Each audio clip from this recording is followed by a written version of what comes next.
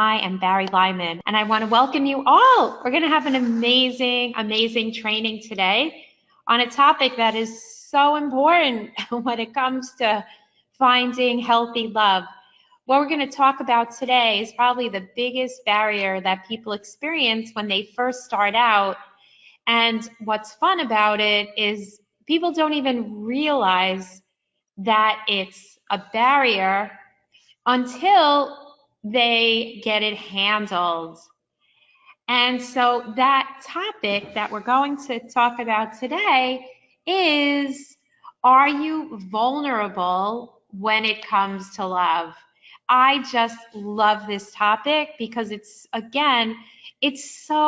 important, because most people, again, think they are. And in all the years that I am teaching people transformation and how to break through blockages, whether it's a money block, whether it's a financial block, or a block even in their health. But of course, the focus here and my great love is breaking through blockages in intimacy, in love. And this is the most important piece. And this is the thing that people talk about the most because, again, they think it's already handled. And the people that we work with are very, very self-aware, like those of you who are here today and on the call and listening. You are people that invest in yourself. When you realize something is not working, you get support, and you're open to really making things happen. So things that people have done before they join are things like energy healing and therapy and inner child work and EFT and NLP and landmark education. And they're very self-aware and they know, like you guys, what's not working. And so often they say to me things like, but Barry, I'm already vulnerable. So today I wanted to share a case study of how someone went from really thinking that they were vulnerable and what they said before they started the program and what it looks like, and then where you are today on your journey, whether you're in the middle of therapy, if you're whatever you're doing, if you're still in therapy, if you have graduated from this program, if you are wherever you are, because I'm speaking to many people who are listening to the training, who are at different places in Clear Path to Love, who are not yet in Clear Path to Love, because we have a 90-day program that takes people from being stuck to really being in their joy, to loving themselves, to knowing themselves in a very powerful way. But sometimes when we begin, we are closed off, and we start out often like this. We think we're totally ready for love, yet we're complaining that we're meeting the wrong people. This slide is, making fun of it, but really that's the general feeling that people have, is this is not a person for me. I don't want to go out with them again. I keep meeting them. And if I'm so amazing and vulnerable, why is this happening? And then you're starting to think like the dating scene is so awful wherever you live.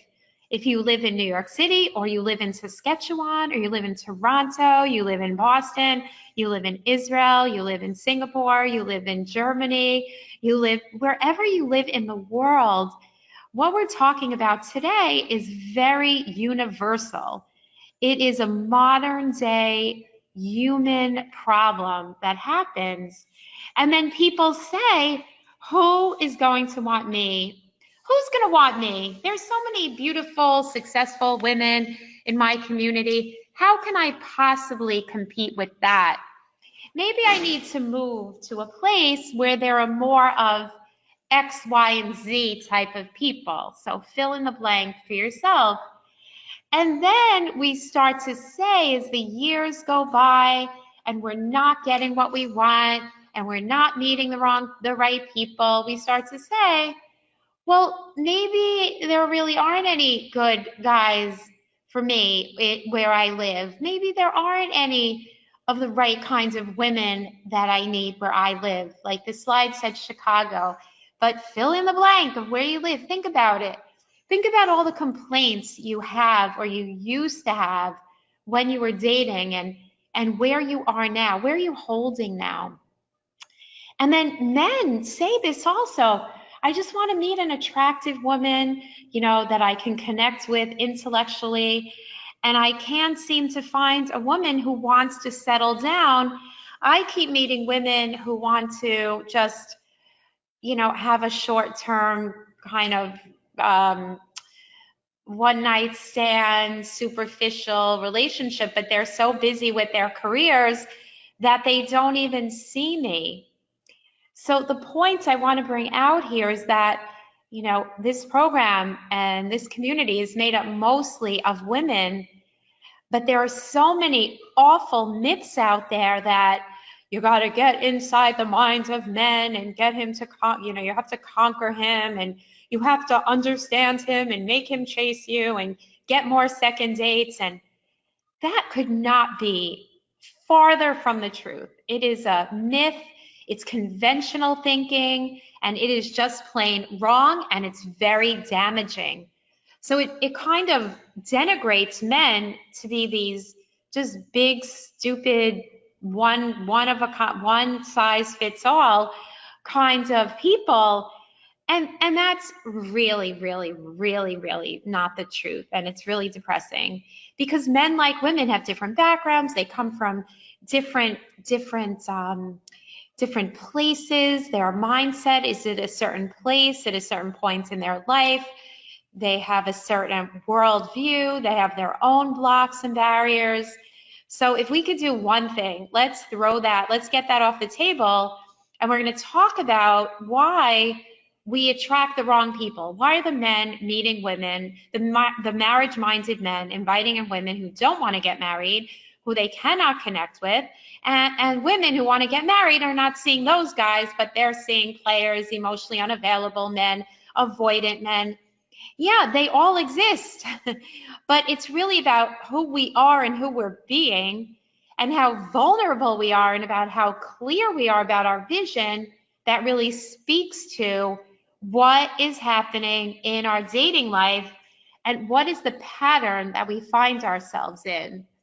And so often we think we're really ready and vulnerable, but we keep meeting liars and cheaters and players and people you don't have a great connection with, and you feel like it keeps happening. And in spite of, talking about it in therapy, it just really does keep happening. And what we want to do is we want to change that experience for you so that you really can have the kinds of relationship that you want, the kinds of dream, so that you're really waking up every day with the right person for you, with someone who can really see you and love you and understand you, someone who wants what you want, someone who shares your worldview, someone who is everything that you need. And that is totally and completely possible. But there are a few things to make that happen that you really need to see in order to get there. And the purpose of what we're doing in our community is to really look at that and to examine very closely the truth of why we get stuck and how we can have a totally different experience in love. Because if not, we keep doing the same things over and over again, year in and year out. So the case study I wanted to share is about a client who got her dream. And what she said is this when she started in the program, the 90-day program. I've done a lot of therapy work on knowing myself and loving myself over the past 3 years. And again, this is before she joined the program. She said, I am now, as a result, much more in connection with my feminine side, and also not afraid to be vulnerable. So this was her starting point. And she said, all of this work has helped me to become a better, vulnerable me, but I'm not meeting the right guys, and I want to understand why. So guys, I want you all to really understand this and what we're talking about.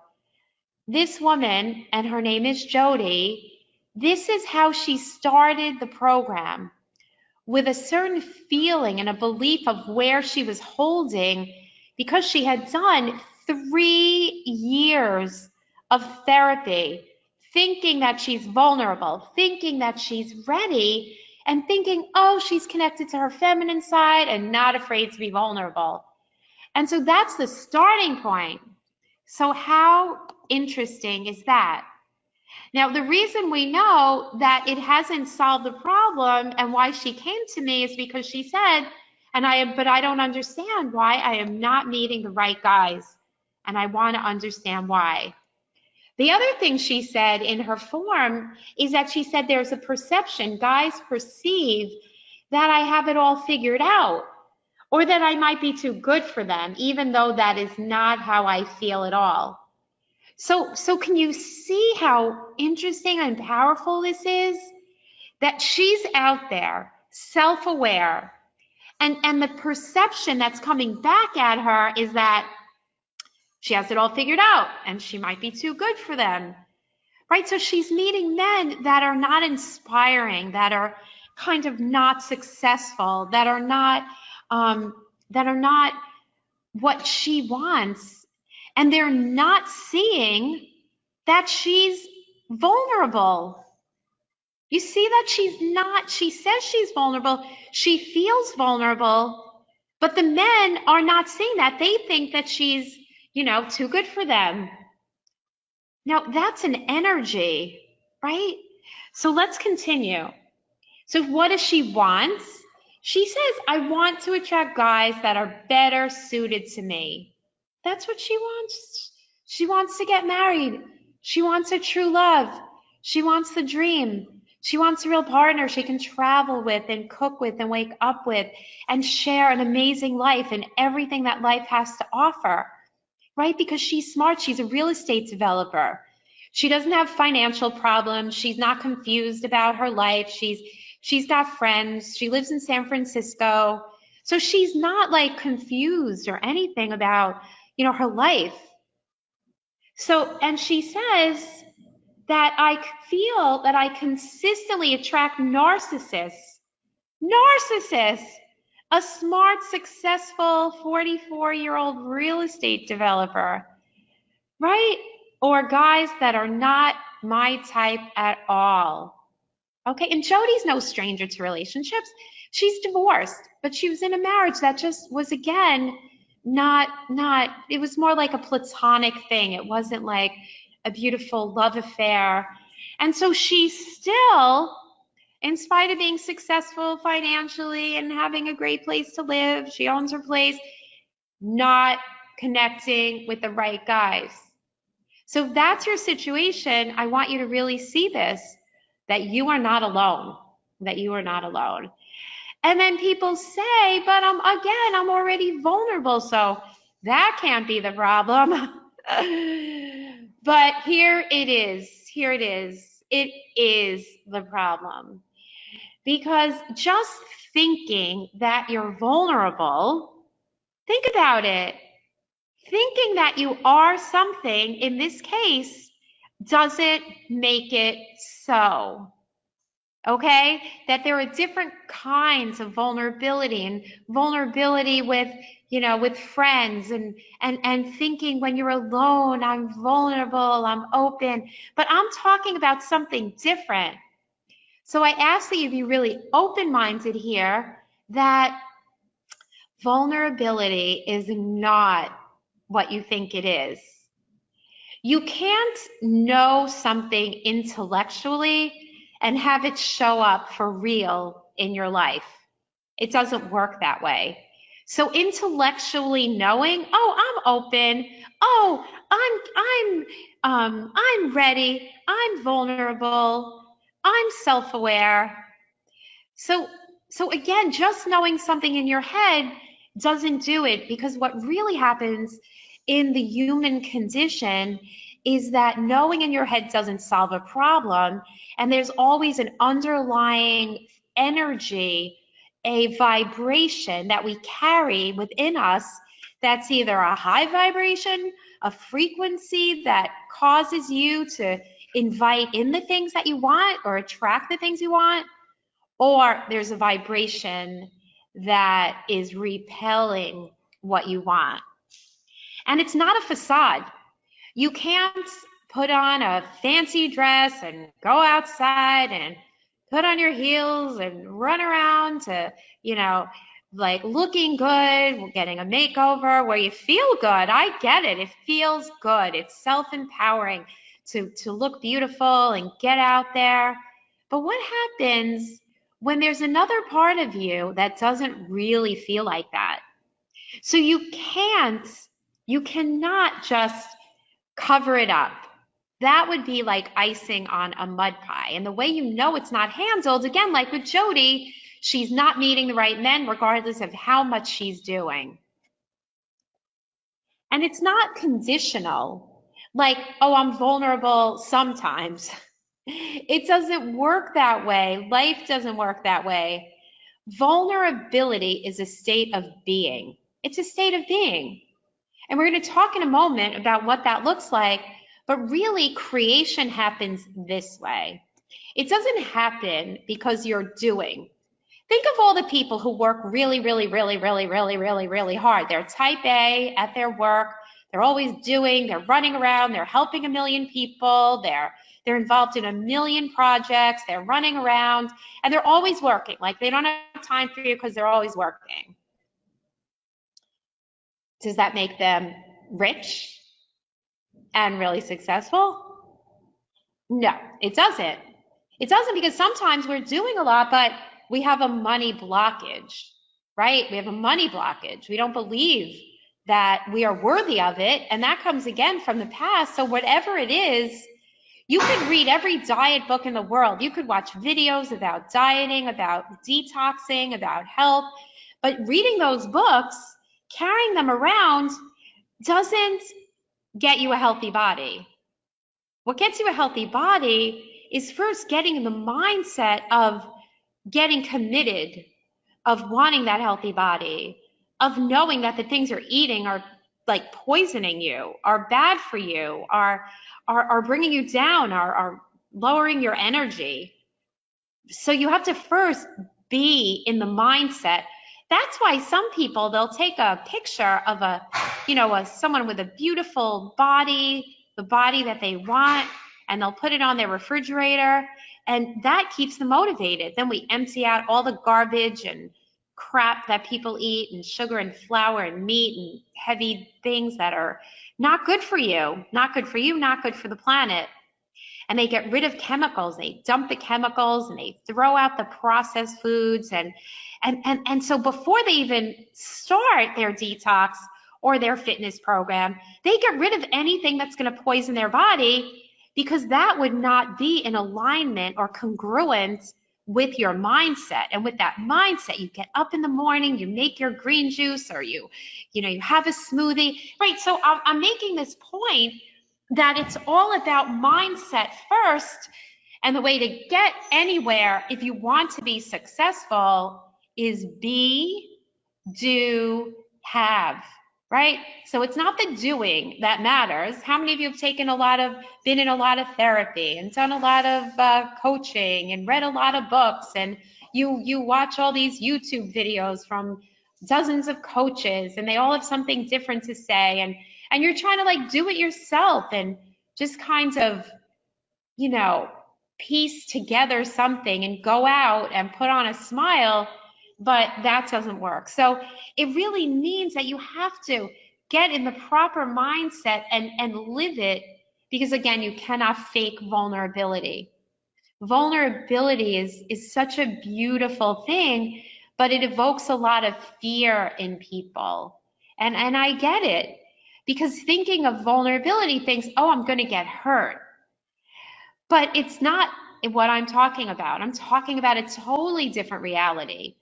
And the other thing you cannot do is sit home and watch a million YouTube videos and try and read books and sit and pray and meditate on it and say, you know, get into your pose in yoga, and you have your fingers, you know, your first finger touching your thumb, and you're like, you get into this meditation, you say, I am lovable, I believe. That alone doesn't do it, because we're not getting to the root cause of why you're that way. Someone told me how angry she was on a call the other day because her pastor told her, you know, just keep praying about it. Just keep praying about it. And everyone in the world says, oh, you're so wonderful, you're so amazing, you're so this, you're so that. It'll happen when it happens. And sorry guys, but it doesn't. That's like really bankrupt information. It's thinking about it like this. If you want to lose weight and have a healthy body, is it going to happen when it happens? If you want to make $1 million this year, right? You don't have a plan, and you don't have clients, and you don't have a dream, and you're not doing anything to further yourself. Is it going to happen by praying about it? No way. But in our society, they tell you everything is fast. Read a book. Oh, good. Cross it off the list. I read the book. Got it. But the problem is you're not developing any mastery in the thing that you really want to have. So it'd be better to read like one book and develop real mastery in something. But there's an even better way, because in my experience of reading lots and lots and lots of books, I read every self-help book that there was, starting at like 20 years old. From the first time I was in this really toxic relationship with a guy who was handsome and charming and piercing green eyes and chiseled face, and his eyes met mine, and I looked around and said, who's he looking at? And he was looking at me. And we were coming back on the subway. I was in college, and I was working full time. And then we started talking, and that was the first time I found myself in a relationship that was, oh my gosh, a healthy person would have walked away from this person. But it set me on a journey of another, 10 years of narcissist. But he turns out to be a closet heroin addict. And so he functioned, and people would not have known that he was, but he was. And I moved in with him, and there were signs. And the things he said to me in that first conversation, where I know you guys like to talk about red flags. I'm not big on red flags, but there was a definite pointed sign that someone who was really vulnerable and open and real and clear about her vision would have walked away from this relationship. Instead, I inserted myself into his life, and I was going to make him love me, and I was going to help him and teach him and show him how amazing I was. And that went back and forth for 4 years. From the things he said the first day was like things about how I could, you know, fix something about my chin, and about the things that he was doing in his life were totally screwed up. And I bought it hook, line, and sinker.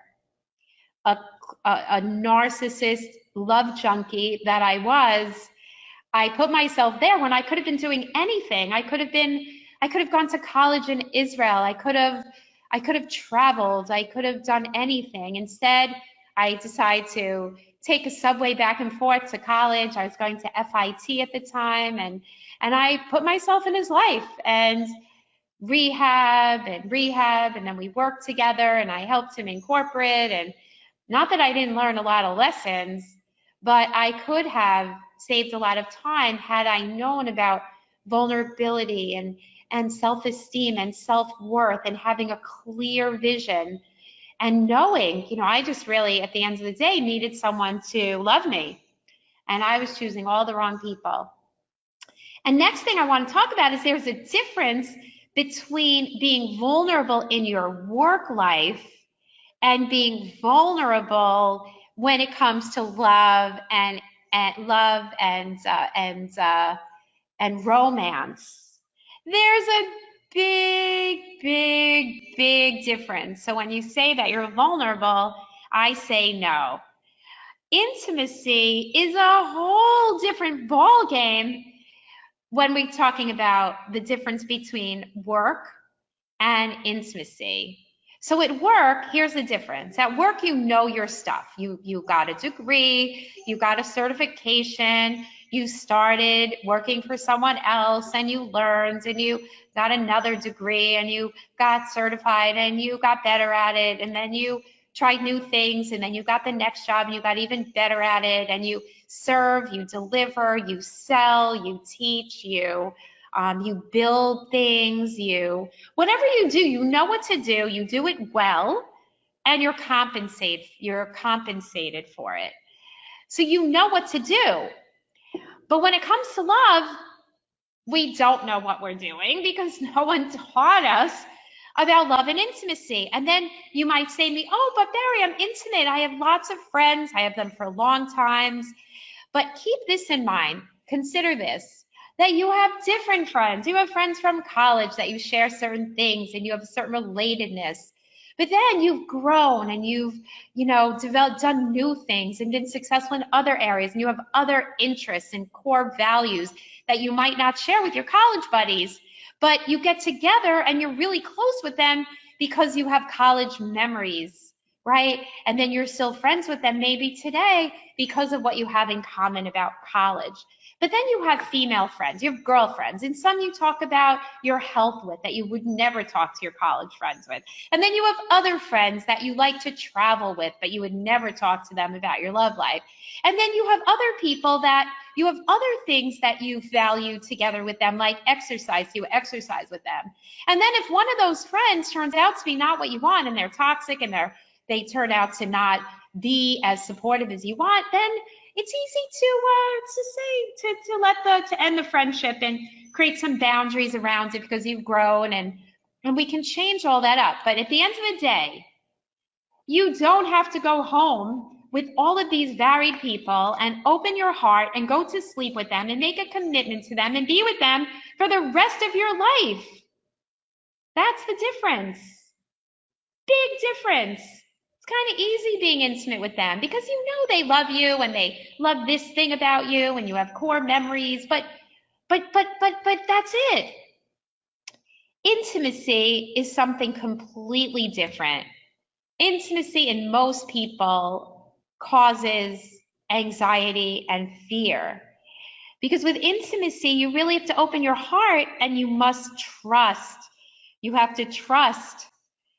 But when you are not ready to trust because you've been hurt before, we put up these walls. And intimacy really comes, vulnerability. You've heard Brene Brown talk about it. Vulnerability comes from believing that you're worthy, not intellectually thinking that you're worthy, not sort of praying about being worthy, not hanging out with your guy friends feeling like I'm worthy. No. It comes from a part of you that really believes, from a rational part of you that knows that you are worthy of love. And again, knowing it intellectually, because when you're not vibrating it, knowing it in every cell of your body, and you're showing up in life a certain way, you're on the other side. You're in fear. You're in fear, and we just fool ourselves. It's kind of like this. It's like being pregnant. You either are or you're not. Like, you can't be a little pregnant and you can't be a little vulnerable. It's a state of being. And it's not about trying to be perfect. That's another distinction I want to share with you, is that we're not looking for perfection. Perfection does not exist. There is no such thing as perfection. We will be perfect when we die. And you can't sit on a mountain and try and meditate on it or do energy healing to get rid of it in the way that I am talking about, that is practical. practical. Practical means there's a practical application. It's not a woo-woo application. I did lots of energy healing. I did lots of inner child work, but I was still in the mindset of not being vulnerable. I was not vulnerable. I was superficial. I was looking for love in the right places, in the wrong places. I was dressing up. I was going out. I was making money, but I was not integrated. And so you can't, so here's a test for how to know if you are truly vulnerable in the way that I am talking about now, using this definition. Here's the test. So I want you to imagine now that tonight, this very day, you're going to meet the love of your life, the person you've been waiting for, the person you're going to share your life with. Tonight, you're going to meet that person. You're going to meet him or her, and that's your person. Go inside right now and think about, tell me what you're feeling right now. What are you feeling right now? Do you have a pen and you're sitting at your desk, or you're at home, or whatever? If you're taking notes, what are you feeling and thinking right now? So here's the test. Are you feeling like, woohoo, I am ready for my person. I am so ready. I have waited long enough. Bring this person on. Is there a part of you that is feeling anxiety, or that voice coming into your head that says, oh my gosh, I don't know. Maybe I really do need to lose 5 more pounds. Maybe I need to lose 5 more pounds. Yep, Lily, I hear you. I hear you. Maybe I need to move to another place. Or what if this person doesn't turn out? What if they hurt me just like the other people? What if they look good on paper and I get into it and I'm going to get hurt again? I don't know. Maybe I need to do some more work on myself. So if you're feeling those ways, then I want you to know that you're not fully vulnerable. You're not there because that part of you that thinks that you're not enough, that you're not skinny enough, you don't live in the right city, that you're not from the right background, that you didn't go to the right schools. That part of you is the part of you that needs to be transformed. Transformed. Not worked on, not sitting and analyzing it in therapy for another 5 years. Because if you think about it, if you sit and analyze in therapy, that is another intellectual conversation. And then we could get into your parents and what they did and why your parents were that way and why they all the trauma, and you'll talk about their divorce or why your father was not present for you, and you can do that for like 5 years or 10 years. I did it. But it doesn't solve that problem of being vulnerable and ready in the present moment. It just leads you to where I was many, many years ago, and like Jody and like all our other clients who have zillions of books on their shelves, and they can talk to you in depth about codependency and people pleasing and all these things, and they're experts, and they tell me, but I already know that. Right, you know it. But what good is that doing you that you know it? It's not doing any good because it's not practical. And that's what we're talking about today, because really that part of you that says, oh, maybe I'm not enough, the real problem is that this person, this little person, is going through that still, is that there's a part of you that is still operating from the past, from a wounded child, right? We're not going to get into, we're not going to get into that in detail right now because we would need a lot more time, but preface it to say that you're coming from the past. So the part of you that where it's easy to be with your friends from college, and it's easy to be, vulnerable at work, and it's easy to, hang out and do all these things. But really, when you're saying about the biggest goal in your life, I don't know if I'm ready. I don't know if I'm skinny enough. I don't know if I'm ready. I don't know. If you're saying that, then you're doing this. You're doing this. It's like Groundhog Day. It's like you're pushing a stone up a hill, and that goes against life. That is not going with the flow of life, because really healthy love is out there for you, but you're not seeing it. That's the problem. You're not seeing it because you have this lens. Oh, I don't know. I'm afraid. Why are they fighting? What's wrong with me? All of that. And then you go through this. And it's Groundhog Day and Groundhog Day and Groundhog Day. And all the things you're working on to try and fix it haven't fixed it. So we're stuck. We get stuck for years. And you don't have to be stuck, because really vulnerability comes from, again, believing that you're worthy. It's a knowingness. It's not something that you can pray about. It's not something that you can just run out to dating sites and where you don't know how to use them, because you don't know who's on the other end. And you're thinking that all these awful low quality people are there, but amazing people are there. You're there. I was there, right? But it's almost like you're repelling those people. And I talk all about this in the 5 shifts training. So again, you are worthy. And you have to know it. You have to know that the block that you're experiencing when it comes to intimacy is from your childhood. It's from the stories we make up. And when you know you're vulnerable, when you freely can share yourself with anyone, because intimacy means into me you see. That's what it means. It means you're not vulnerable only with the people that you like or the people that you know. Or when you say, oh, I'm vulnerable, it takes a while for me to open up, and then I can be, open and vulnerable. But that's not a winning strategy. And that's why our course, our 90 Days to Love, a Clear Path to Love, I would say 40% of the clients are so self-aware that they're therapists, they're social workers, they're coaches. These are people that have worked on themselves. They know it. They've been to landmark education. They know about it, but again, they haven't integrated.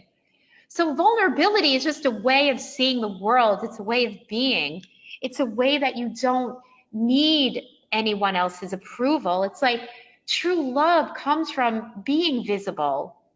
You are visible because you're not being judged. First of all, you're not judging yourself. And second of all, you're not allowing people to judge you. And you're allowing people to be who they are because, again, you are good in your skin. You're good in your skin.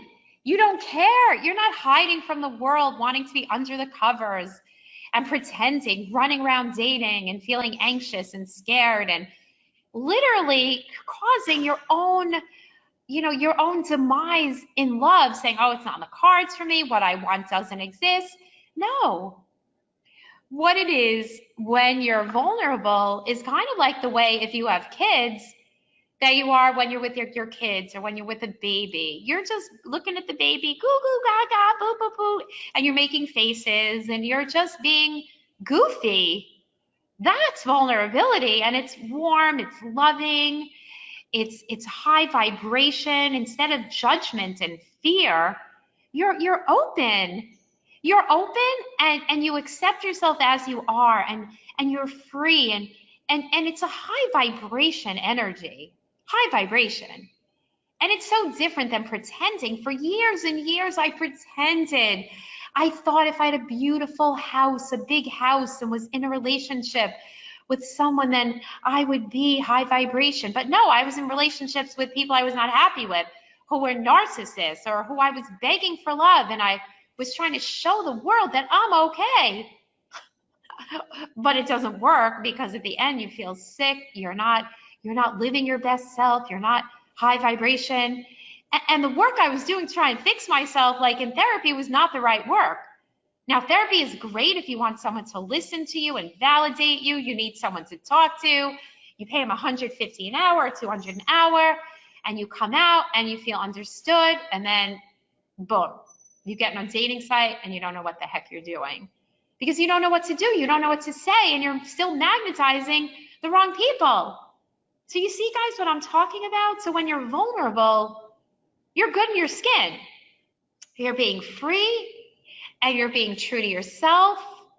And that's a really big distinction. And you're visible with clear boundaries. Like you have this very clear understanding of yourself, not intellectually, not from a list of what I must have and red flags. I know I don't want this. And then you're dating and you're like the detective. You're like, when is he going to say something that's going to be narcissistic? Then I'll get rid of him and I won't waste more time.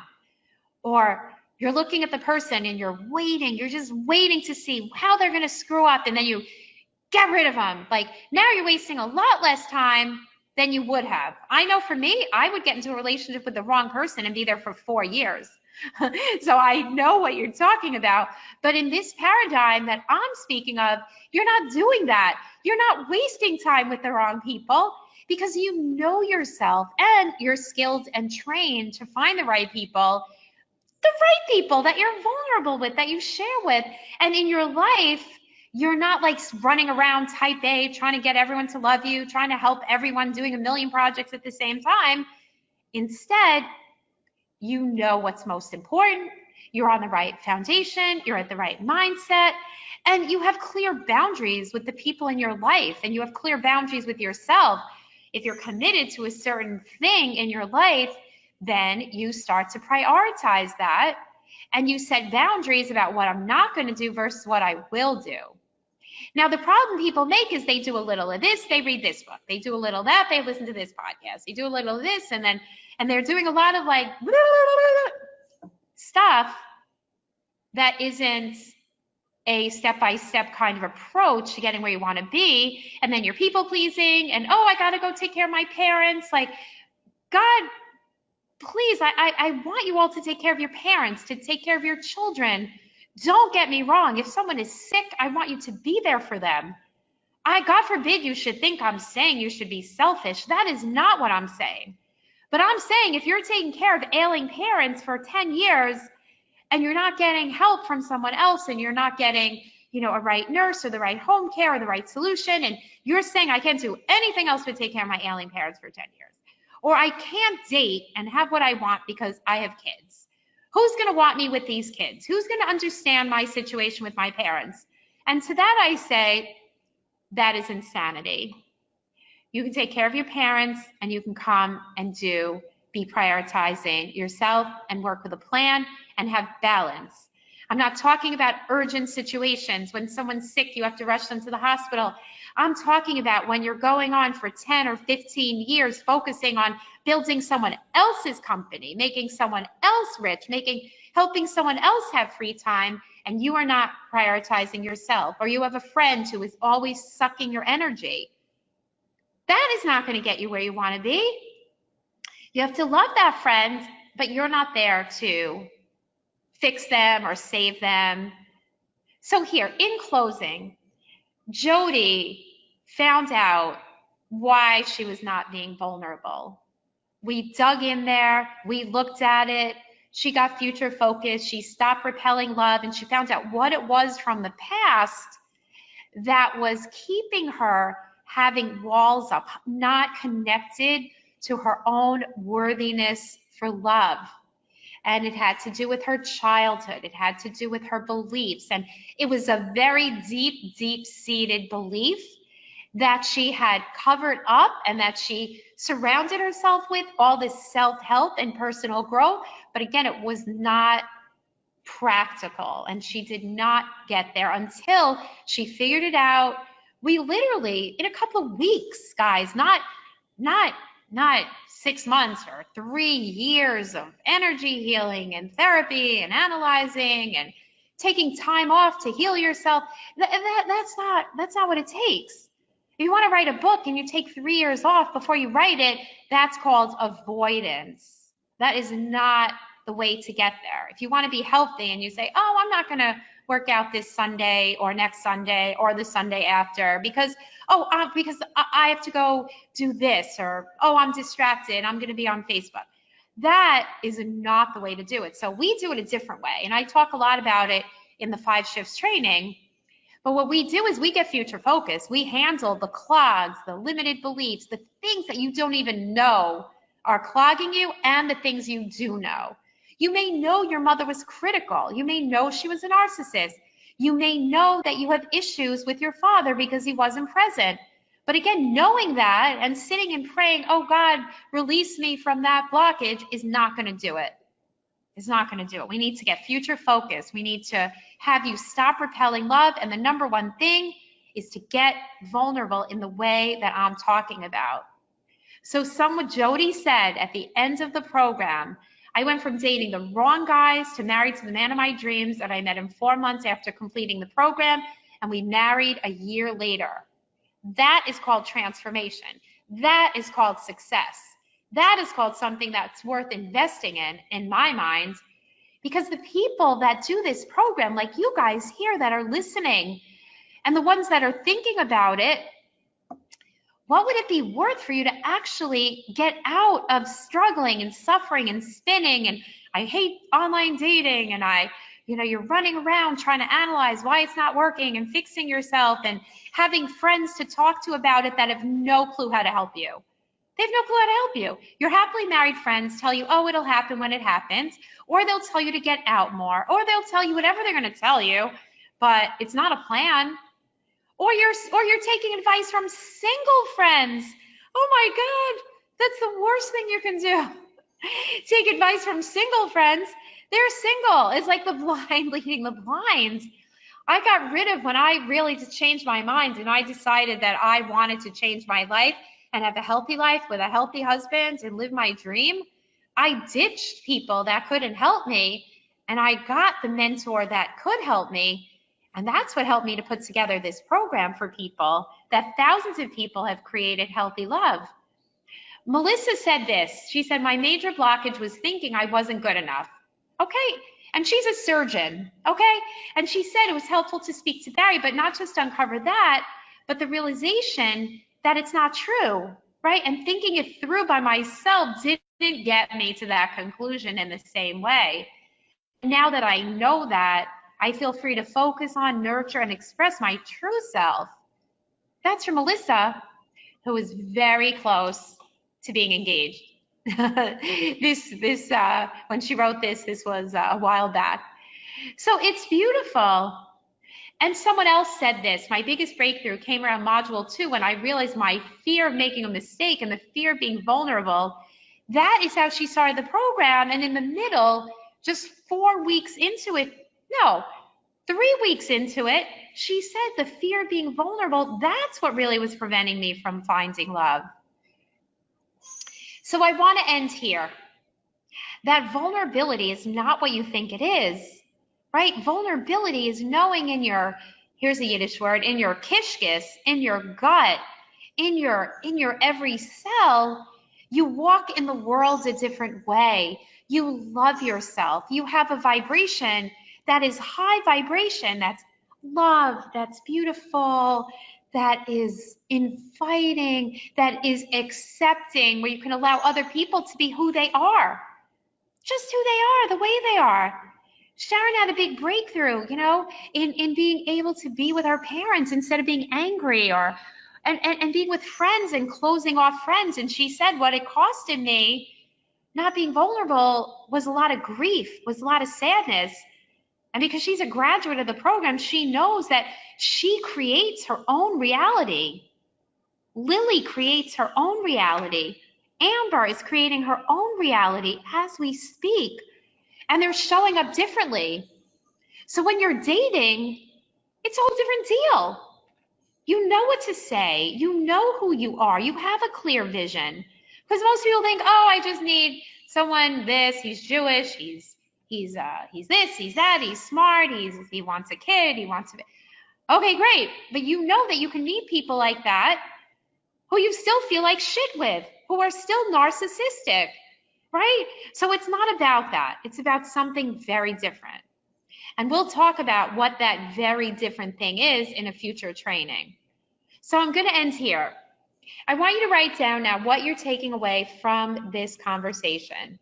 What do you notice about vulnerability? Where are you holding with vulnerability? Be honest. Be honest. It's just you writing some notes. What comes up for you? Do you realize that maybe you don't feel worthy? You know intellectually you have a lot to give and you should feel worthy, but that you're not showing up that way. You have anxiety. You're meeting all the wrong people. And that's how we know it. And no tweak of your profile and moving to a new city is going to fix it. So if you're interested in making this happen and finding real love, then I invite you to really book a call with me and let's talk through that. And let's discover what's really getting in your way. And if you're already in the program, hallelujah, because you already know what's in the way and you're showing up vulnerably. And we are just literally putting that into practice. You are dating in this new way. You have your dating guide. You have a clear vision and the best profile anywhere on the planet. Sharon has such an amazing profile that someone was reading it, someone's mom was reading it, and she actually reached out to Sharon. She said, I can get what you're about and who you are, and I want my son to date. And it's so great when you have a real strategy and a plan on top of beautiful, delicious mindset that takes you from end to end, and being in this whole mindset, inviting in and attracting the right ones all within 90 days and within a couple of weeks, just knowing yourself differently. So, okay, guys, so now that's the end of our training.